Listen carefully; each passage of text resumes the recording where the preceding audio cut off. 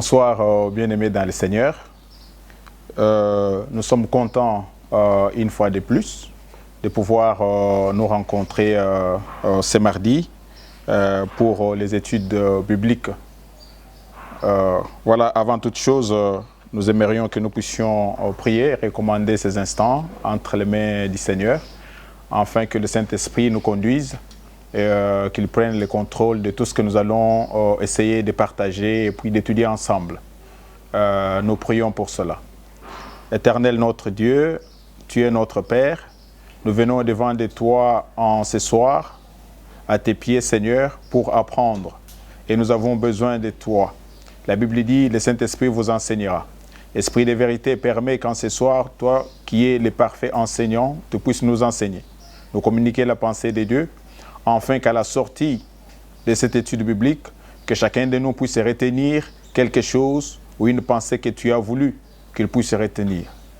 Voilà pourquoi nous nous levons contre tout ce qui n'est pas de toi, contre tout esprit de dérangement, contre tout esprit d'évasion d'esprit, afin que nous soyons concentrés à ce que tu vas nous dire à cette communication. Permets que cette étude puisse apporter un plus dans notre vie. C'est là au nom puissant de Jésus. Amen. Comme je disais, nous sommes contents encore de partager ce soir dans le cadre de l'étude biblique. Il y a des frères et sœurs qui sont habitués à cette étude que généralement nous appelons les mardistes, donc ceux qui viennent chaque mardi pour ça. Mais le Seigneur, dans sa souveraineté, il a permis que cette fois-ci, ça ne soit pas une rencontre physique, mais que ça soit plutôt une rencontre par d'autres voies de communication. Nous venons auprès de vous par le petit écran. Il y en a qui vont utiliser leur téléphone, peut-être leur laptop ou leur télévision, pourquoi pas. Bon, mais le plus important pour nous, c'est que nous puissions, nous tous, comme un seul homme, faire notre étude biblique. Oui. Ne vous gênez pas de pouvoir poser vos questions, les écrire quand c'est par YouTube ou par Facebook ou comme tout moyen de communication qui vous est approprié. Vous pouvez toujours poser des questions et que à la prochaine étude, on fera toujours un effort de pouvoir répondre à ces questions avant de passer à l'étude du jour. Alors aujourd'hui, nous sommes sur le chapitre 15 des Actes des Apôtres. Oui, c'est un chapitre qui a déjà pris à peu près 3 séances. Aujourd'hui, ça va être une 4e séance. Il y a 3 premières séances que le pasteur Vincent a eu à animer. Il nous a fait l'opportunité de pouvoir aujourd'hui partager avec vous aussi cette séance. Donc, nous allons procéder comme d'habitude. Nous allons ouvrir nos Bibles dans Actes des Apôtres chapitre 15. Nous allons essayer de faire la lecture. Quand nous faisons la lecture, c'est pour effectivement rafraîchir nos mémoires sur le texte que nous allons partager, étudier. Donc, que cela ne vous gêne pas, mais tous ensemble, nous pouvons, chacun à l'endroit qu'il se trouve, ouvrir sa Bible et puis commencer à faire la lecture. Oui, moi je suis dans Louis II, dans la Sainte Bible. Donc, c'est une version facile, vous allez vous rendre compte. Je vais lire. Chacun de vous, là où il se trouve, il peut aussi suivre cette lecture. Quelques hommes venus de la Judée enseignaient les frères en disant: si vous n'êtes circoncis selon les rites de Moïse, vous ne pouvez être sauvés. Paul et Barnabas eurent avec eux un débat et une vive discussion. Et les frères décidèrent que Paul et Barnabas et quelques-uns de leurs monteraient à Jérusalem vers les apôtres et les anciens pour traiter cette question. Après avoir été accompagnés par l'Église, ils poursuivirent leur route à travers la Phénicie et la Samarie, racontant la conversion des païens, et ils causèrent une grande joie à tous les frères. Arrivés à Jérusalem, ils furent reçus par l'Église, les apôtres et les anciens, et ils leur racontèrent tout ce que Dieu avait fait avec eux. Alors quelques-uns du parti des pharisiens qui avaient cru s'élevèrent en disant qu'il fallait circoncire les païens et exiger l'observation de la loi de Moïse. Les apôtres et les anciens se réunirent pour examiner cette affaire. Une grande discussion s'étant engagée, Pierre s'éleva et leur dit, « Hommes frères, vous savez que dès longtemps Dieu a fait un choix parmi vous, afin que, par ma bouche, le païen entendît la parole de l'Évangile et qu'il crût en Dieu, et Dieu qui connaît les cœurs leur a rendu témoignage en leur donnant le Saint-Esprit comme à nous. Il n'a fait aucune différence entre nous et eux, ayant purifié leur cœur par la foi. Maintenant donc, pourquoi tentez-vous Dieu en mettant sur le coude des disciples, un joug que ni nos pères ni nous n'avons pu porter? Mais c'est par la grâce du Seigneur Jésus que nous croyons être sauvés, de la même manière qu'eux.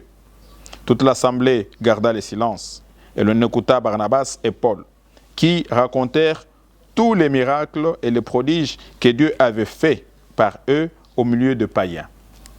Lorsqu'ils eurent cessé de parler, Jacques prit la parole et dit, « Hommes frères, écoutez, Simon a raconté comment Dieu a d'abord jeté le regard sur les nations pour choisir du milieu d'elles un peuple qui porta son nom.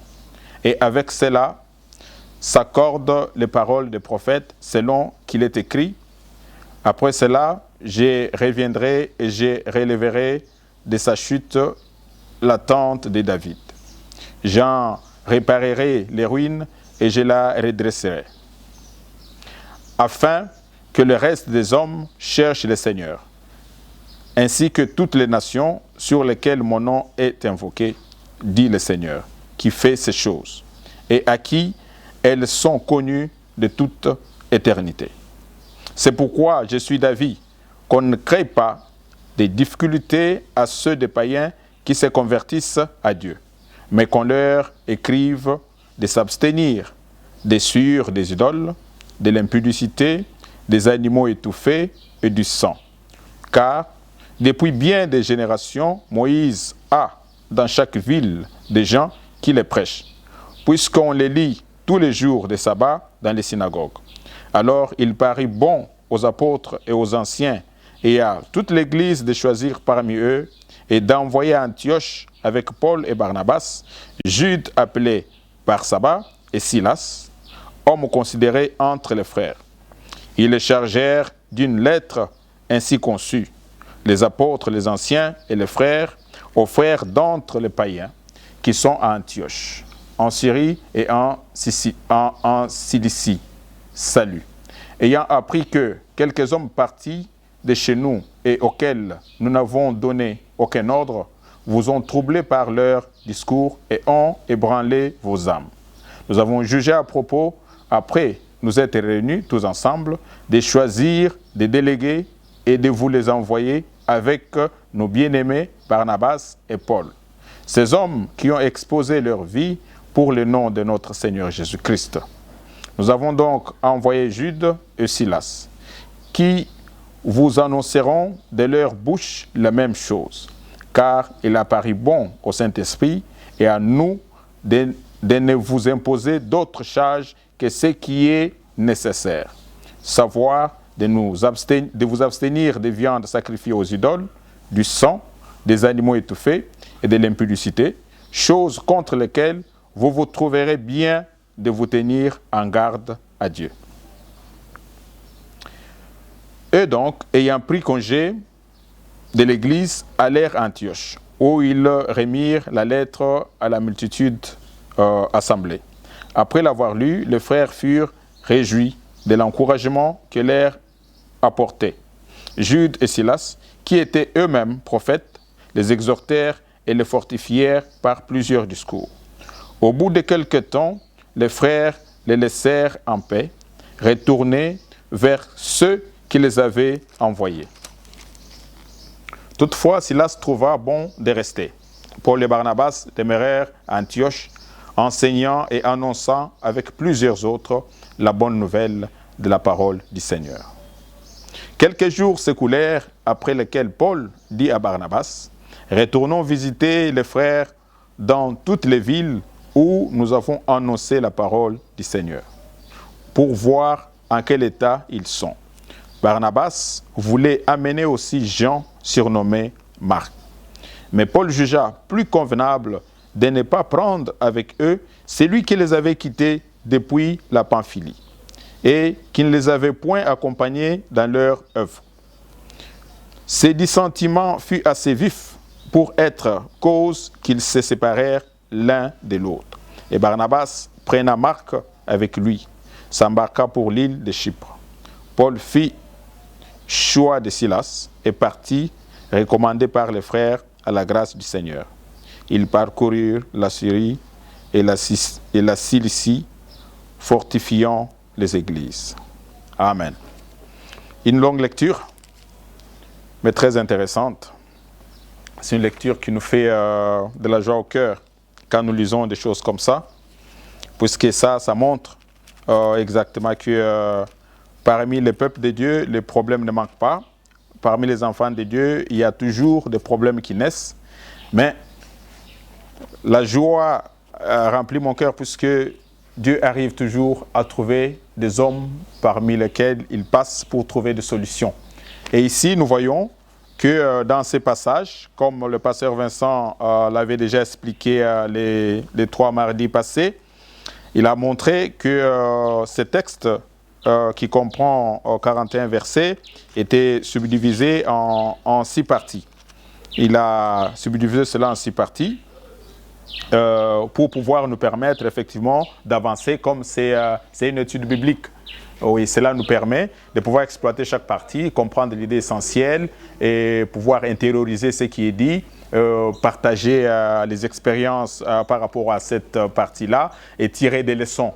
Donc, nous avons 6 parties, selon déjà la subdivision que le pasteur Vincent avait donnée par rapport à ces chapitres des Actes des Apôtres. Mais on voit que l'idée principale ici, on voit qu'il y a eu un problème qui s'est posé au milieu des enfants de Dieu, puisqu'il y avait 2 tendances.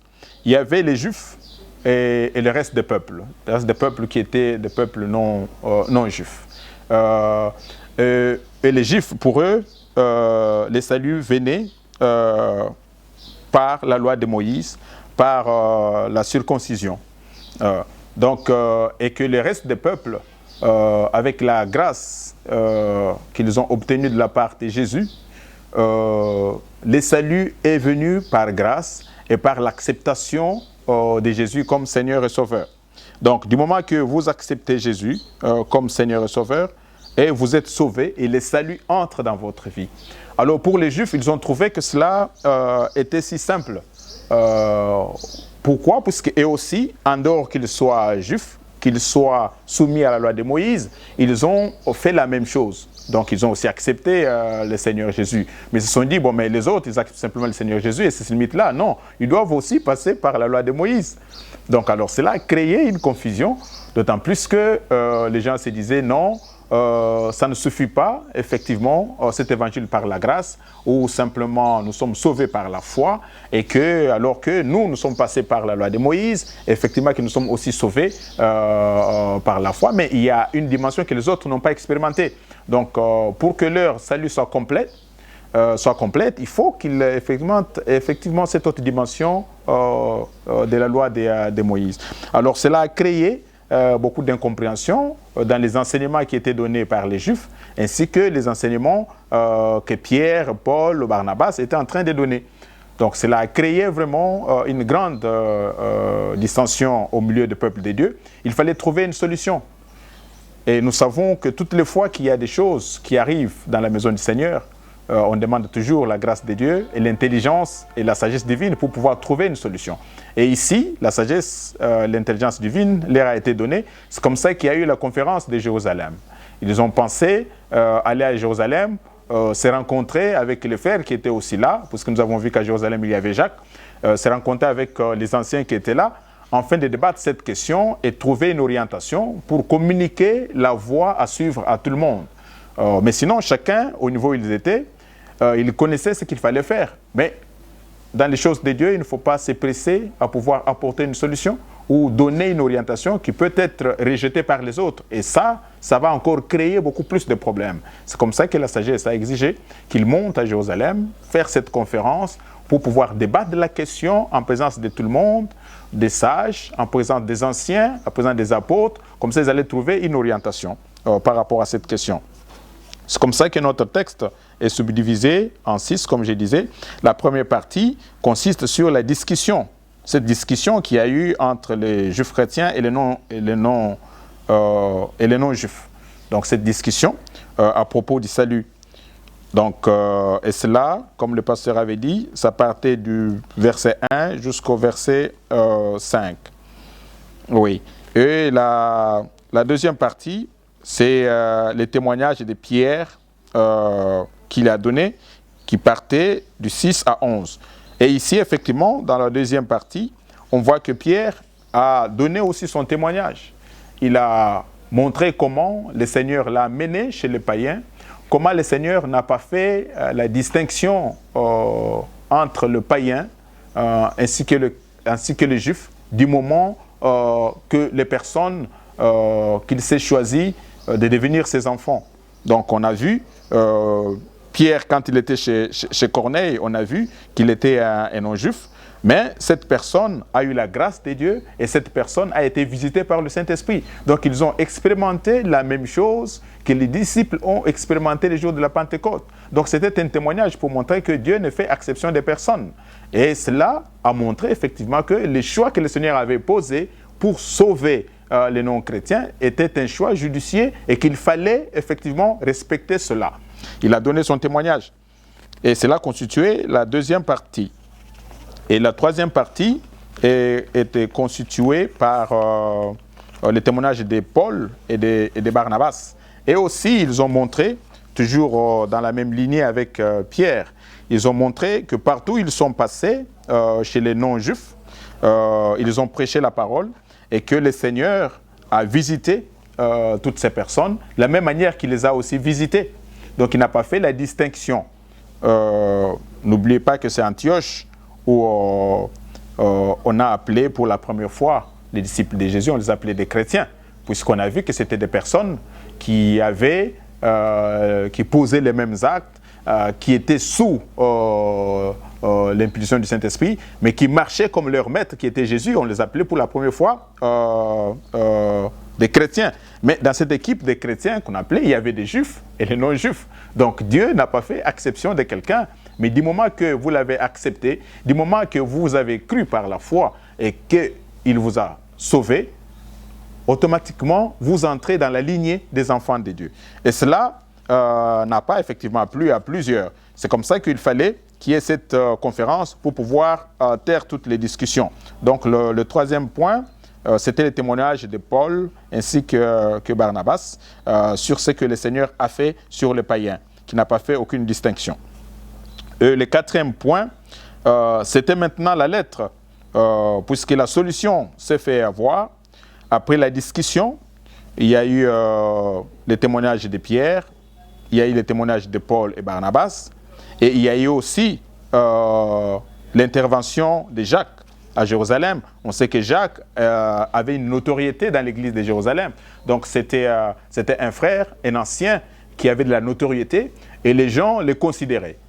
Considéraient ses propos par rapport à ce qu'il avait. Donc il avait la sagesse divine, et il a aussi abondé dans le même sens, et il a montré que Pierre ainsi que Paul et Barnabas n'étaient pas à côté non plus, puisqu'il fallait respecter la pensée de Dieu, il fallait honorer le Saint-Esprit pour ne pas aller à l'encontre, puisque si le Seigneur n'avait pas agréé cette manière du salut, il n'allait pas donner cet avantage aux non-païens, aux non-juifs, de pouvoir expérimenter la même chose avec les autres. Mais s'il a agréé cela, ce que ça signifie automatiquement que le Seigneur, il est pour cette voie-là, et c'est ça la lune du salut qu'il a agréé, qu'il a mise en place pour tout le monde. Et il a corroboré les témoignages des deux premiers groupes, de Pierre ainsi que de Paul.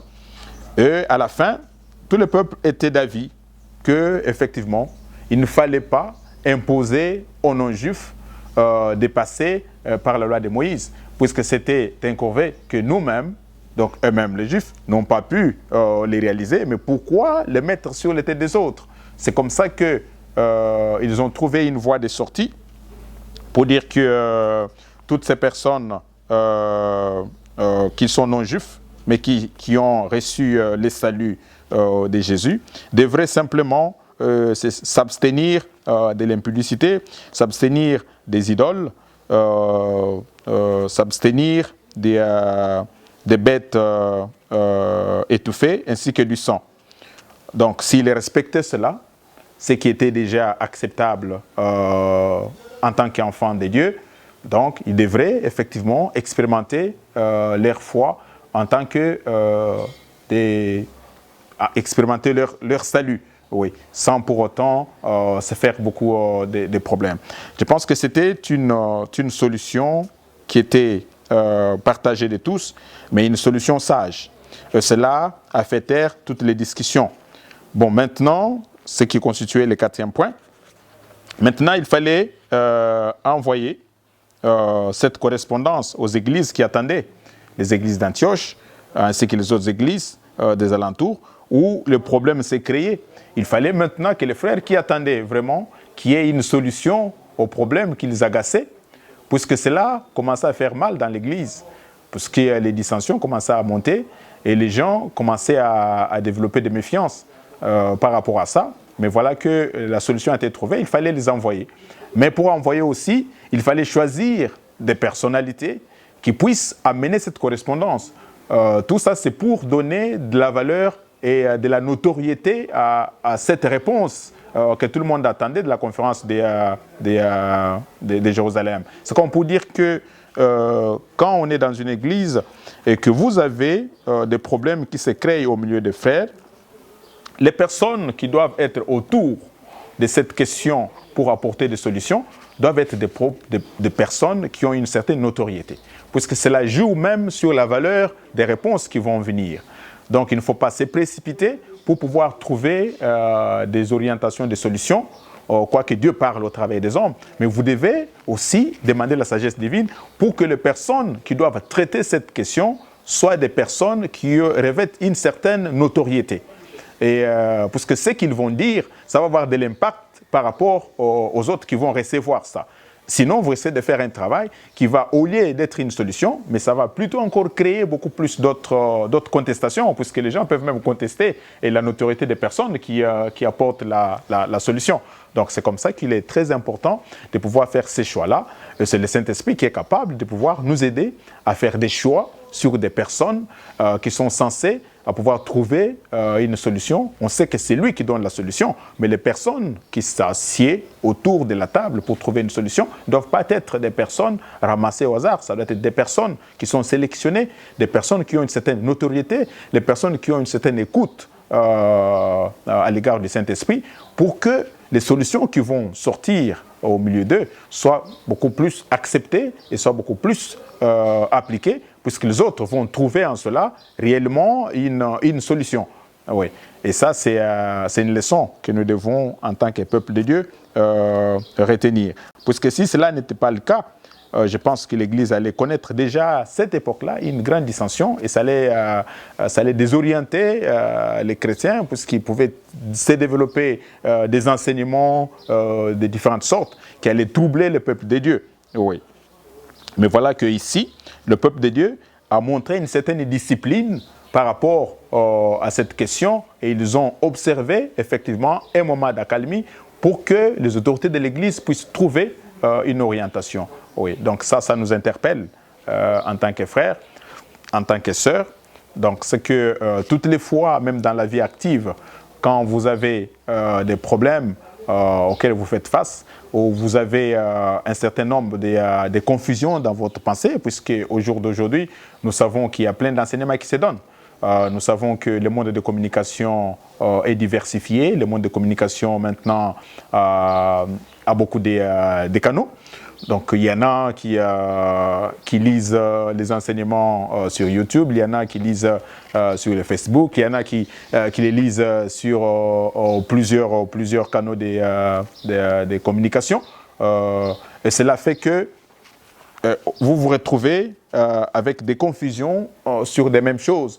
Donc si cela vous arrive, n'hésitez pas à contacter vos autorités d'église, en particulier, puisque nous sommes dans l'église Foi et Victoire, de pouvoir contacter les pasteurs, poser des questions profondes et pour que les orientations vous soient données, pour que vous puissiez effectivement éviter de vivre dans la confusion, puisque quand vous êtes dans la confusion, ça ne vous permet pas d'avancer. Vous allez ne pas devenir vrai en ce moment-là, puisque vous avez des pensées en vous, mais vous faites un effort pour pouvoir apparaître différemment au-devant des autres, alors que vous êtes au-dedans de vous, vous êtes en difficulté.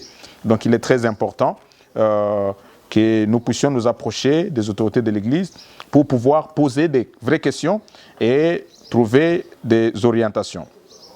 Donc à cette question, l'orientation a été trouvée. Donc cela constituait le quatrième point.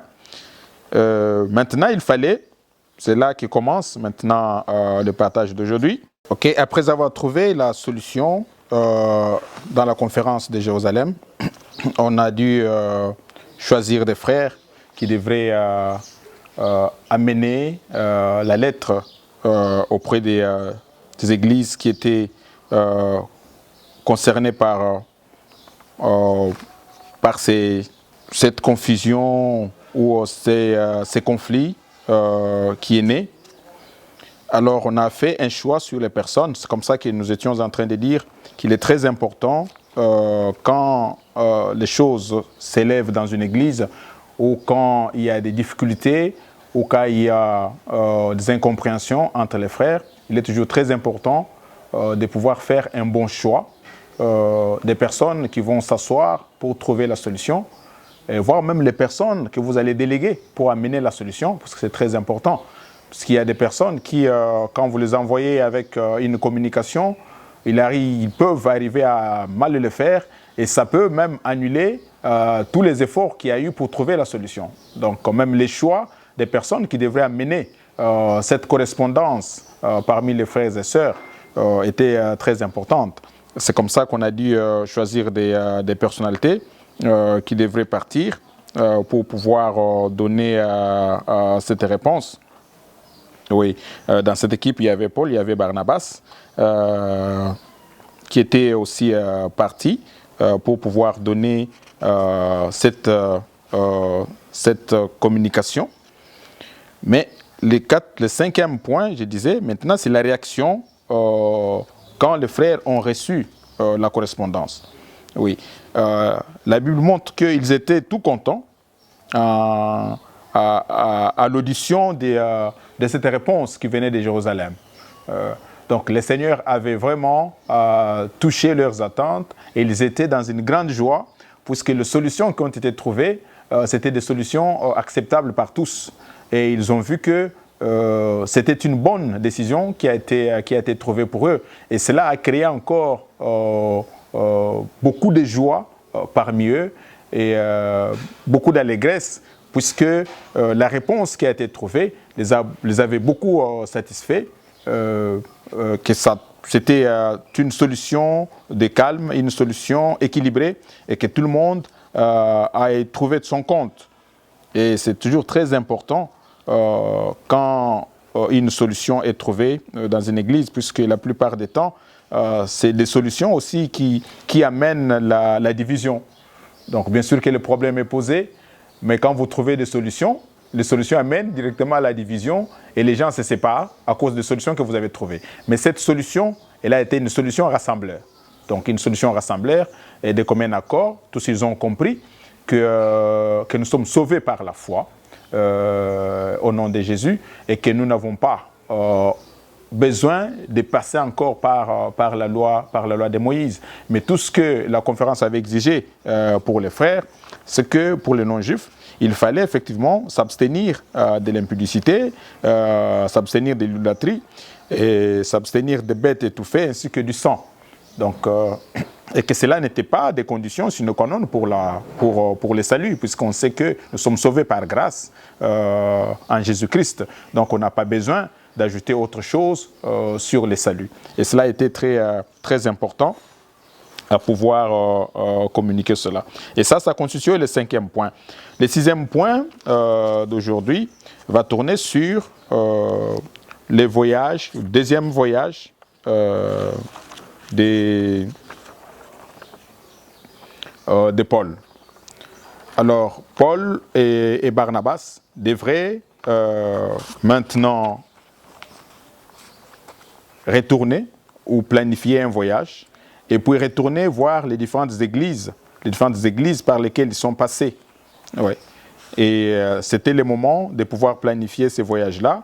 Et Paul a demandé à Barnabas de pouvoir faire ces voyages. Cela, nous les trouvons dans Actes 15, 36 à 41. Donc c'était le 2e voyage de Paul et Barnabas. Mais il s'est posé un problème, puisque Paul voulait bien partir avec Barnabas à faire ces voyages-là, retourner encore voir les églises par là où ils sont passés, les églises qu'ils avaient implantées, pour voir comment les frères, après avoir reçu les réponses de la conférence de Jérusalem, comment ils se comportent, comment l'Église s'est agrandie, quelles sont les différentes difficultés et comment ils ont eu à trouver des solutions à cela. Mais le moment de faire les voyages, ils étaient obligés de pouvoir se faire accompagner par d'autres frères. Bon, Barnabas a proposé qu'il se fasse accompagner par Marc, mais Paul a trouvé que ce n'était pas agréable de pouvoir amener dans cette équipe les frères qu'ils avaient abandonnés quand ils avaient besoin d'eux. Donc c'est toujours très important, quand on est enfant de Dieu, de savoir se supporter. Bien sûr que les difficultés viendront, parce que quand on sert le Seigneur, il n'y a pas un intérêt. Donc on ne fait pas un service d'intérêt. On n'y va pas selon ses intérêts, mais on y va selon l'intérêt de Dieu, selon la volonté de Dieu. Alors il est arrivé que pendant le premier temps, Marc puisse abandonner Paul alors qu'il avait besoin de lui, de son accompagnement, mais il a abandonné, il a laissé. Et c'est comme ça que Paul a jugé bon de ne plus encore l'amener, puisqu'il peut poser les mêmes actes. Bon, mais c'était difficile pour Barnabas, puisque Barnabas a compris qu'il ne pouvait pas non plus laisser Marc. Il avait aussi des relations qui ne sont pas soulignées ici, mais on sait qu'il avait des relations beaucoup plus rapprochées avec Marc, qui était pratiquement son neveu. Donc c'était difficile en ce moment-là de pouvoir obtempérer au conseil de Paul. Et voilà que les deux frères qui ont abattu un travail formidable, ils seront obligés de se séparer.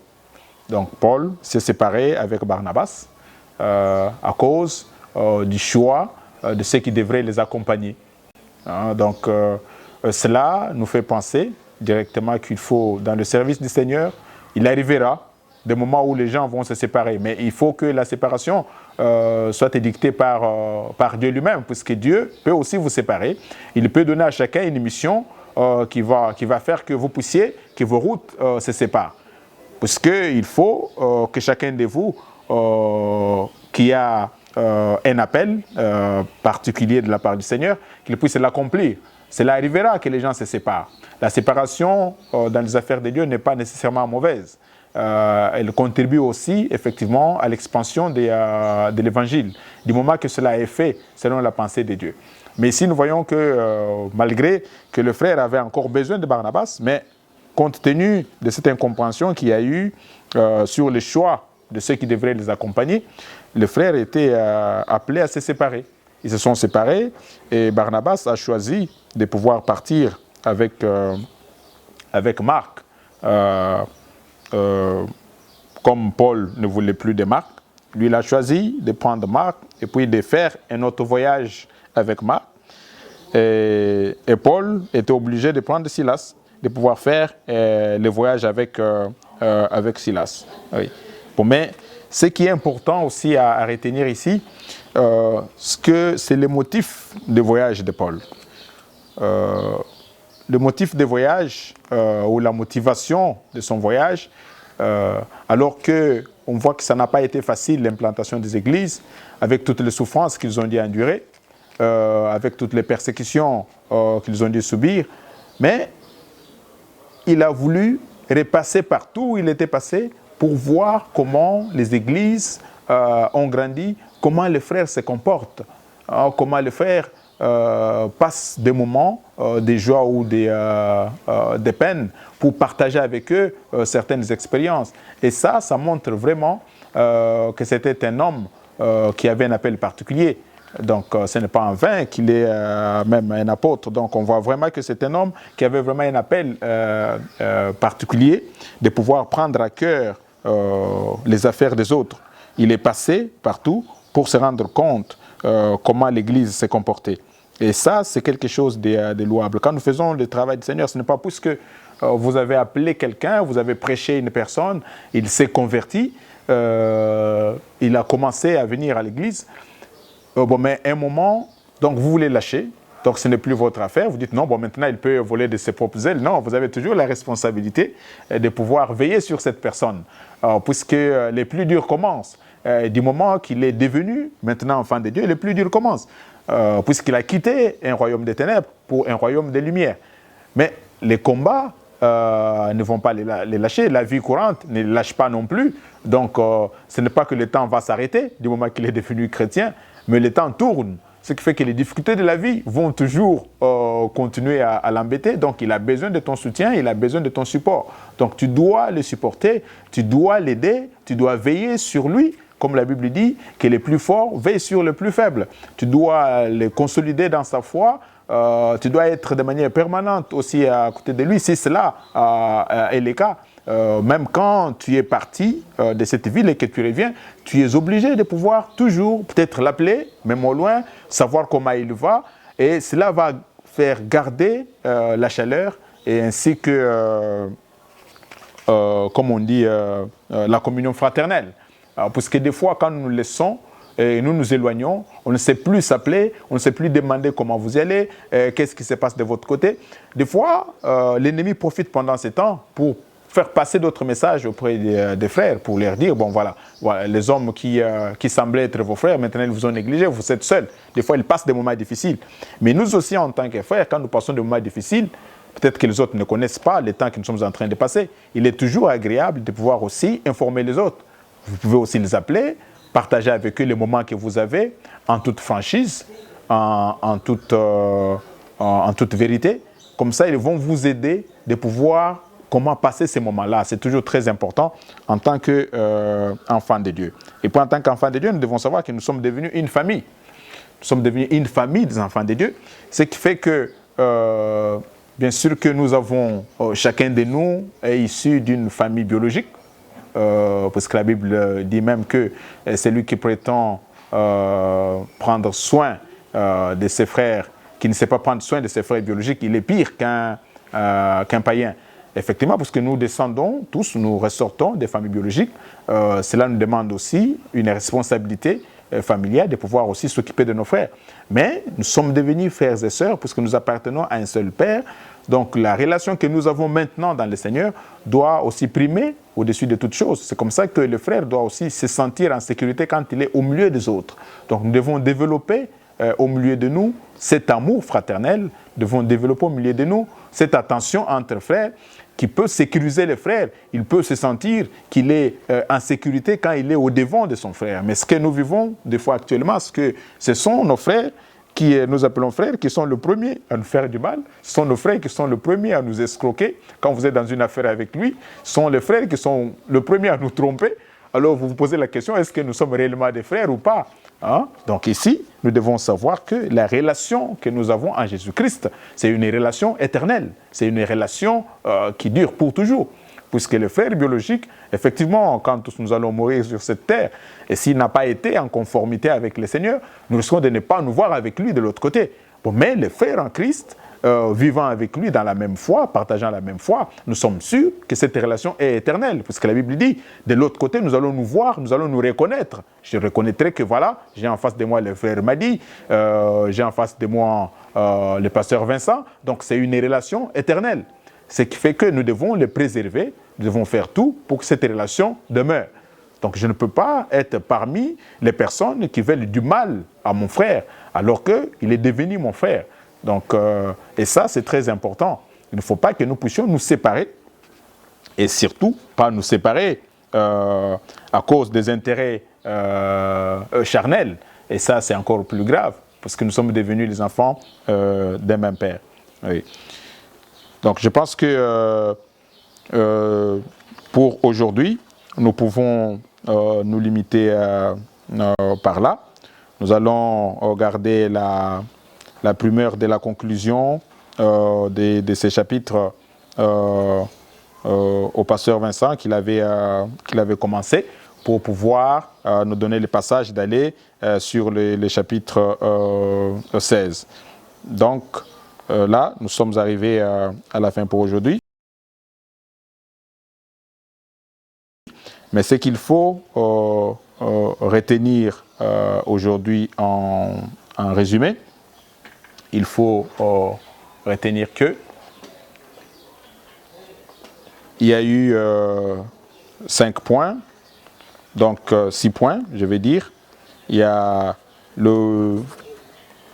les 4 premiers points qui ont été déjà développés par le pasteur Vincent, où nous avons la discussion entre les chrétiens juifs et les chrétiens non juifs sur le salut, où il y a eu la convocation de la conférence de Jérusalem. Donc le deuxième point, c'était les témoignages à cette conférence, où Pierre a donné le témoignage comment le Seigneur a visité les païens, où Paul et Barnabas, ils ont aussi donné leur témoignage comment le Seigneur a visité les païens, ainsi que l'intervention de Jacques qui a corroboré les 2 témoignages pour pouvoir trouver une orientation par rapport au conflit qui a régné entre les chrétiens juifs et les chrétiens non juifs, où la décision a été trouvée au point 3, où il fallait simplement que les non-juifs puissent s'abstenir de l'impudicité, de l'idolâtrie ainsi que des bêtes étouffées et du sang, et que le salut en Jésus était par la foi en lui, et que cela suffisait pour tout le monde. Alors on a vu au 4e point que cette lettre-là, qui était une réponse au conflit, devait être envoyée aux églises intéressées. Le 5e point, c'était la réception effectivement de cette lettre au milieu des églises. On a vu que les frères étaient très contents puisqu'ils ont reçu réponse à leurs préoccupations et que la solution a été partagée par tous. Le 6e point, qui était le dernier, effectivement, c'était le voyage de Paul, où ils se sont séparés avec Barnabas à cause des intérêts au choix plutôt des personnes qui allaient les accompagner. Donc, Barnabas a préféré partir avec Marc, puisque Paul a jugé que Marc les avait abandonnés et qu'il ne pouvait plus faire partie de leur cargaison. Mais Barnabas a préféré, lui, choisir Marc, donc ils se sont séparés avec Paul, et Paul a pris un autre compagnon, qui était Silas, pour aller revisiter les églises, pour les réconforter, les consolider, les conseiller aussi à pouvoir tenir sur le chemin du salut. Voilà, c'est tout ce que nous avons eu à partager aujourd'hui. Je pense que le mardi prochain, on va passer au chapitre 16, mais nous laissons la primauté au pasteur Vincent de pouvoir conclure ce chapitre-là pour pouvoir faire un passage au chapitre 16. Voilà, nous sommes arrivés à la fin. Je pense que nous devons prier avant de nous séparer. Seigneur notre Dieu, nous te disons merci. Merci puisque tu nous as accompagnés pendant ce temps. Merci puisque tu as été avec nous pendant ces moments de l'étude biblique et de partage. Nous avons parlé de plusieurs choses, mais nous savons que toi, notre Père, tu sais ce dont nous avons besoin. Tu connais chacun de nous qui, en ces moments, était en train de suivre cette étude. Tu connais quel est le problème qu'il a. Seigneur, lorsque toi seul, qui sais étendre ta main puissante, que tu touches ses frères et que tu apportes la solution à ces problèmes. Je viens te recommander, Seigneur, tous les frères et toutes les sœurs qui ont passé du temps dans cette étude ou qui vont les visualiser, et que toi, seul Éternel, tu puisses le parler au travers de ces partages. Nous recommandons le mardi prochain.